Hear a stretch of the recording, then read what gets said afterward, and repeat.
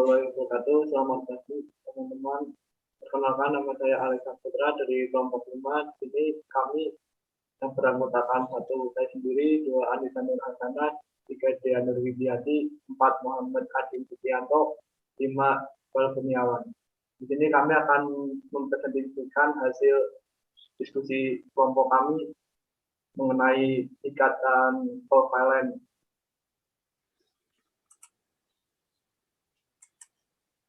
Agenda pembahasan pada siang hari ini, pertama, pengertian ikatan kovalen, 2, proses pembentukan ikatan kovalen, 3, jenis ikatan kovalen, 4, sifat senyawa kovalen.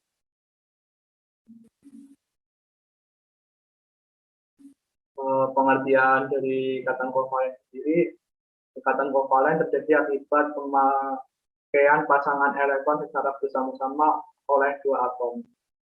Teori ini dikemukakan oleh James A. Berkeley tahun 1990. Ikatan kovalen terbentuk antara 2 atom yang sama-sama ingin menangkap elektron atau sesama atom bukan logam. Pasangan elektron yang dipakai bersama disebut pasangan elektron ikatan atau PII, dan pasangan elektron valensi yang tidak terlibat dalam pembentukan ikatan kovalen disebut pasangan elektron bebas atau PIB. Ikatan kovalen umumnya terjadi antara atom-atom unsur non-logam, biasanya contohnya H2, N2, O2, Cl2, F2, Br2, I2, dan berbeda jenis, contoh H2O, CO2, dan lainnya. Senyawa yang hanya mengandung ikatan kovalen disebut senyawa kovalen. Contoh senyawa kovalen terdapat pada gambar itu.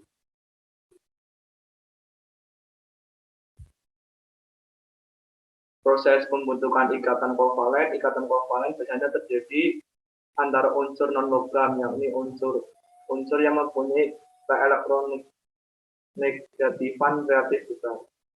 Ikatan kovalen juga terbentuk karena proses serah terima elektron tidak mungkin terjadi. Hidrogen klorida merupakan contoh lazim pembentukan ikatan kovalen dari atom hidrogen dan atom klorin. Hidrogen atau H dan atom klorin Cl merupakan unsur non-logam dengan harga keelektronegativan masing-masing 21 dan 31. Konfigurasi elektron dan hidrogen dari atom klorin sebagai berikut: sama dengan 1 Cl287 jadi HCl. Selanjutnya dibacakan oleh Anissa Nur Widiati. Dipersilahkan.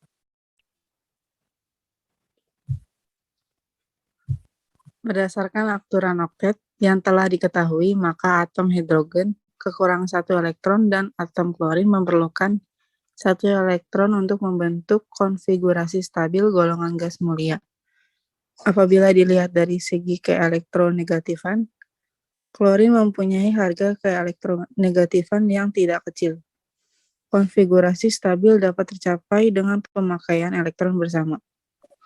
Atom hidrogen dan atom klorin masing-masing menyumbangkan 1 elektron untuk membentuk pasangan elektron milik bersama.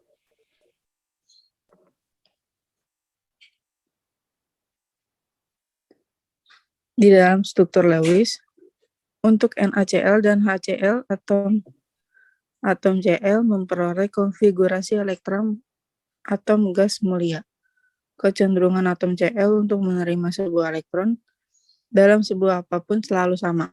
Tetapi jika dibandingkan dengan atom Na atau H, atom-atom tersebut tidak akan melepaskan elektronnya dengan begitu saja.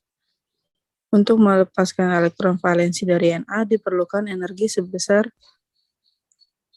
min 5,14 per atom yang lebih kecil dibandingkan energi yang diperlukan untuk melepaskan elektron valensi dari H, yaitu sebesar 13,6 per atom. Natrium lebih bersifat logam daripada hidrogen. Kenyataannya hidrogen merupakan bukan logam dalam keadaan normal. Hidrogen tidak memberikan elektronnya kepada atom dengan atom bukan logam lainnya. Pembentukan ikatan antara sebuah atom H dan sebuah atom Cl melibatkan pemakaian bersama elektron yang menghasilkan ikatan kovalen.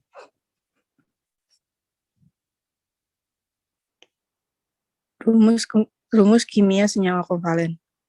Dengan mengacu pada aturan oktet, kita dapat memprediksi rumus molekul dari senyawa yang berikatan kovalen. Dalam hal ini, jumlah elektron yang dipasangkan harus disamakan. Akan tetapi, perlu diingat bahwa aturan oktet tidak selalu dipatuhi. Terdapat beberapa senyawa konvalen yang melanggar aturan oktet. Contohnya adalah ikatan antara H dan O dalam H2O. Konfigurasi elektron H dan O adalah H memerlukan 1 elektron dan O memerlukan 2 elektron. Agar atom O dan H mengikuti kaidah oktet, jumlah atom H yang diperlukan harus menjadi 2. Sedangkan atom O 1 sehingga rumus molekul senyawa adalah H2O. Selanjutnya akan dilanjutkan oleh Dea.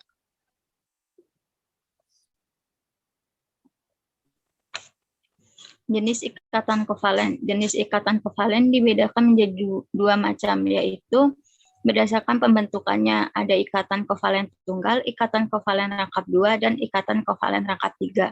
Yang kedua, berdasarkan polarisasinya. Ada ikatan kovalen polar dan ikatan kovalen non-polar.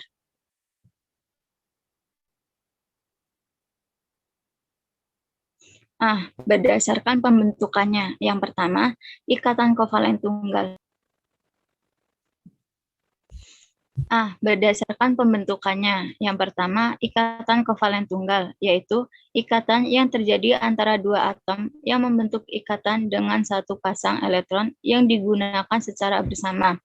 Contoh ikatan kovalen tunggal, yaitu ikatan kovalen tunggal pada molekul H2. Atom H memiliki konfigurasi elektron 1, sehingga elektron valensinya 1. Untuk mencapai kestabilannya, atom H cenderung menerima 1 elektron. Jika 2 atom H saling berikatan, setiap atom H menyumbangkan 1 elektron untuk digunakan bersama, sehingga elektron yang digunakan bersama jumlahnya 2.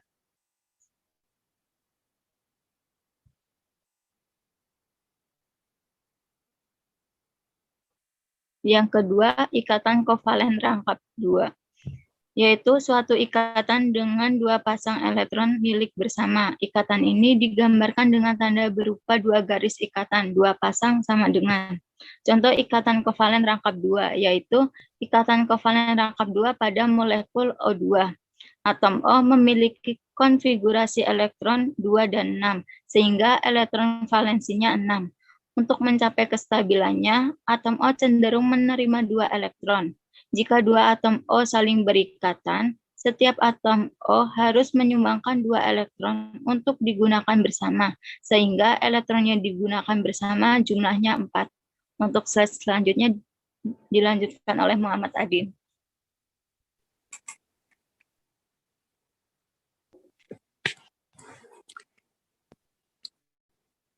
Berdasarkan polarisasi, ikatan kovalen polar adalah ikatan kovalen yang P-nya cenderung tertarik ke salah satu atom yang berikat. Kepolaran suatu ikatan kovalen ditentukan oleh keelektronegatifan suatu unsur. Senyawa kovalen polar biasanya terjadi antara atom-atom unsur yang beda keelektronegatifannya besar, mempunyai bentuk molekul asimetris, mempunyai momen dipol. Ikatan kovalen yang terjadi antara 2 atom yang berbeda disebut ikatan kovalen polar. Ikatan kovalen polar dapat juga terjadi antara 2 atom yang sama, tetapi memiliki keelektronegatifan yang berbeda. Contoh ikatan kovalen polar HF. Dalam senyawa HF ini, F mempunyai keelektronegatifan yang tinggi jika dibandingkan H, sehingga pasangan elektron lebih tertarik ke arah F. Akibatnya akan terbentuk dipol atau terjadinya pengkutuban, terbentuknya kutub antara H dan F.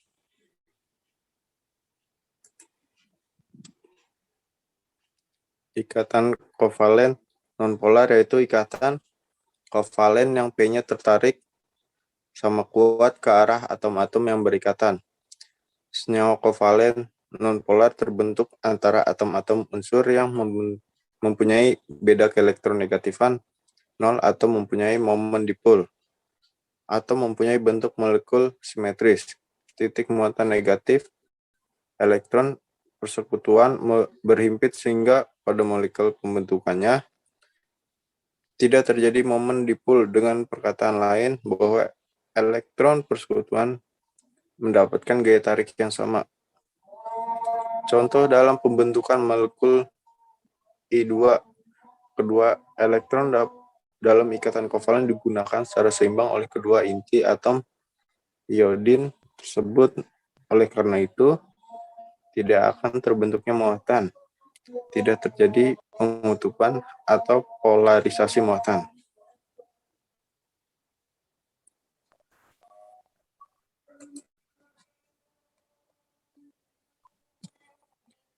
Sifat senyawa kovalen. Titik didih. Pada umumnya, senyawa kovalen mempunyai titik didih yang rendah, rata-rata di bawah suhu 200 derajat Celcius. Sebagai contoh, air H2O merupakan senyawa kovalen. Ikatan kovalen yang mengikat antara atom hidrogen dan atom oksigen dalam molekul air cukup kuat, sedangkan gaya yang mengikat antara molekul-molekul air cukup lemah. Keadaan inilah yang menyebabkan air dalam fase bentuk cair akan mudah berubah menjadi uap air bila dipanaskan sampai sekitaran 100 derajat Celcius. Akan tetapi, pada suhu ini ikatan kovalen yang ada di dalam molekul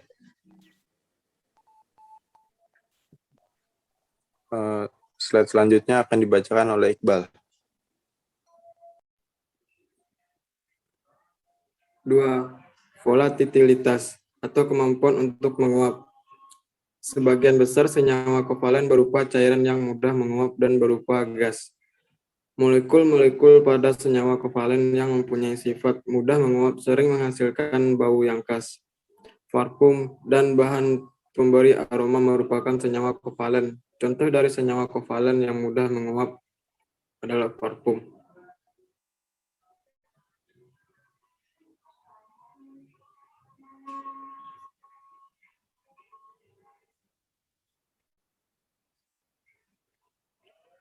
Tiga, kelarutan. Pada umumnya, senyawa kovalen tidak dapat larut dalam air, tetapi mudah larut dalam pelarut organik. Pelarut organik merupakan senyawa karbon, misalnya bensin, minyak tanah, alkohol, dan aseton. Namun, ada beberapa senyawa kovalen yang dapat larut dalam air karena terjadi reaksi dengan air atau hidrasi, dan membentuk ion-ion, misalnya asam sulfat. Bila dilarutkan ke dalam air, akan membentuk ion hidrogen dan ion sulfat. Senyawa kovalen yang dapat larut dalam air selanjutnya disebut dengan senyawa kovalen polar. Sedangkan senyawa kovalen yang tidak larut dalam air selanjutnya disebut dengan senyawa kovalen nonpolar.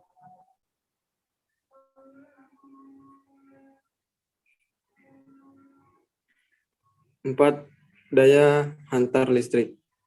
Pada umumnya, senyawa kovalen pada berbagai wujud tidak dapat menghantar arus listrik atau bersifat non-elektrik, kecuali senyawa kovalen polar. Hal ini disebabkan senyawa kovalen polar mengandung ion-ion jika dilarutkan dalam air dan senyawa tersebut termasuk senyawa elektrolit lemah. Berikut ini gambar perbedaan antara senyawa non-elektrolit, elektrolit lemah, dan elektrolit kuat.